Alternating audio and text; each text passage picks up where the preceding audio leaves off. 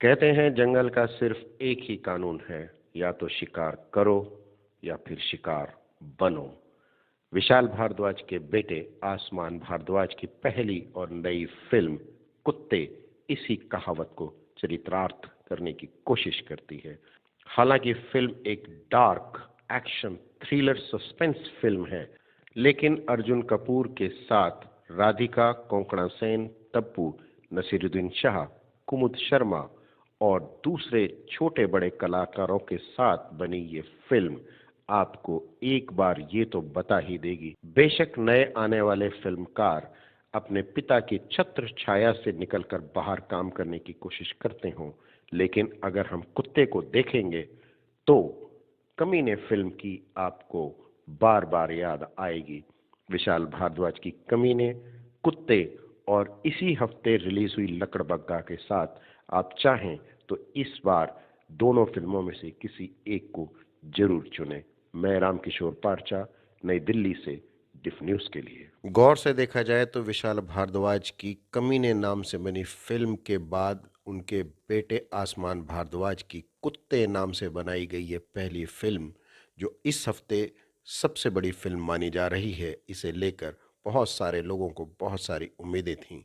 यह भी देखने वाली बात है कि आसमान और विशाल भारद्वाज की लिखी कहानी में आखिर क्या समानता है। आइए अब बात करते हैं इसकी कहानी पर। फिल्म की कहानी की शुरुआत 2003 में नक्सलवादी लक्ष्मी यानी कोंकणा सेन की गिरफ्तारी से शुरू होती है और उसके बाद कहानी सीधी 13 साल आगे बढ़ती है, जहां पुलिस अफसर बने अर्जुन कपूर और पाजी यानी कुमुद मिश्रा पुलिस डिपार्टमेंट में रहते हुए भी ड्रग्स के धंधे में लिप्त हैं। लेकिन दोनों एक डील को करते वक्त जब फंस जाते हैं और निलंबित कर दिए जाते हैं तो उनके सीनियर पुलिस अधिकारी तब्बू उनसे नौकरी पर वापसी के लिए 1-1 करोड़ रुपए की मांग करती है। इससे पहले ड्रग माफिया नारायण खोबरे यानी नसीरुद्दीन शाह भी इस धंधे में अपनी पैठ जमाने के लिए उठापटक करता रहता है। अब सवाल ये है कि पाजी और अर्जुन कपूर आखिर कैसे पैसा इकट्ठा करें। ये दोनों मिलकर एक पैसों से भरी वैन लूटने का प्लान बनाते हैं, जिसमें पम्मी अपने तरीके से शामिल होती है। इसमें राधिका मदान और दूसरे चरित्र भी आकर जब जुड़ जाते हैं तो फिल्म धीमी गति की होते हुए भी धीरे से तेज गति के साथ आगे बढ़ जाती है। फिल्म में राधिका मदान के साथ शार्दुल भारद्वाज की भी लव एंगल वाली भूमिका है, लेकिन दोनों का तालमेल तब गहरा होने की बजाय हल्का पड़ने लगता है जब तब्बू और कोंकणा सेन फिल्म में एक साथ उनके सामने आ खड़े होते हैं। आइए अब बात करते हैं फिल्म कुत्ते में दमदार कुत्तों की तरह से लड़ते हुए आपस में अभिनेताओं के दमदारी की। अर्जुन कपूर एंटी हीरो की भूमिका में हैं, लेकिन वो सहज लगते हैं। तब्बू हमेशा की तरह दमदार हैं। दृश्यम के बाद उनका चरित्र इस फिल्म में जिस तरीके से डार्केस्ट रूप में उभर कर सामने आता है वो मुझे बहुत अच्छा लगा। कुमुद मिश्रा बहुत सारी फिल्मों में दिखाई देने लगे हैं, लेकिन सहजता के साथ, सादगी के साथ बोले गए उनके संवाद उनके चरित्रों को बहुत गहरा बना देते हैं। नसीरुद्दीन शाह लंबे समय के बाद नेगेटिव कैरेक्टर में सामने आए हैं, वो माफिया की भूमिका में हैं। राधिका मदान बहुत प्रभावित नहीं करती, लेकिन मेहनती हैं। अगर उन्हें हम आने वाली फिल्मों में देखें तो पता चलेगा कि हिंदी सिनेमा में एक नई उभरती कलाकार का आगमन हो रहा है।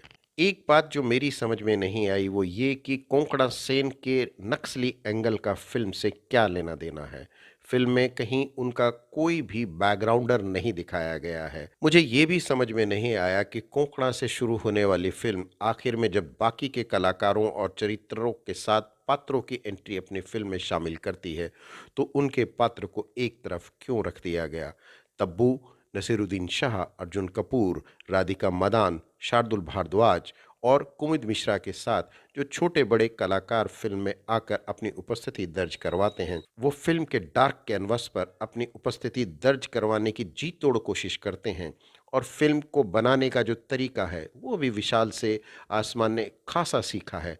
लेकिन मेरे हिसाब से सिर्फ फिल्म की फोटोग्राफी को देखा जाए या फिर विशाल के संगीत को, तो उसमें दो राय नहीं कि ये फिल्म आपको याद रहने वाली है। हालांकि बैकग्राउंड में नक्सलियों की आज़ादी पर बना एक गाना फिल्म को कोई दिशा नहीं देता और पूरी फिल्म में कमीने का ढन टन वाला म्यूजिक चलता रहता है जो सुकून देता है, पर मुझे नहीं लगता कि बैकग्राउंड में उन्हें इस गाने को दोहराना चाहिए था। एक और बात जो फिल्म में अखरती है, अब लोग 2 घंटे की फिल्में तो क्या 1.5 घंटे की फिल्म भी बहुत मुश्किल से देखते हैं।